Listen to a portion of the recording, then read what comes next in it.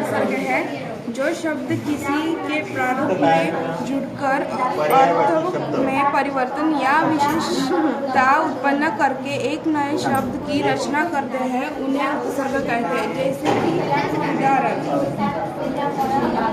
व्याख्या तुमने बहुत अच्छी बनाई। ना प्लस वसन, ना पसंद। अ प्लस सफल इक्वल असफल। हर प्लस रोज, हर रोज। प्र प्लस चार, प्रचार। सह प्लस पाटी, सहपाठी।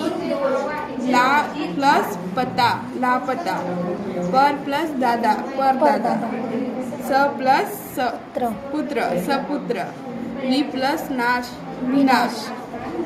अन प्लस पढ़, अनपढ़। नि प्लस डर, निडर। Very good. दुस प्लस साहस, दुस्साहस। ना प्लस पसंद, नापसंद। बहुत अच्छा बनाया तुमने, तुम्हारा बहुत बहुत अभिनंदन।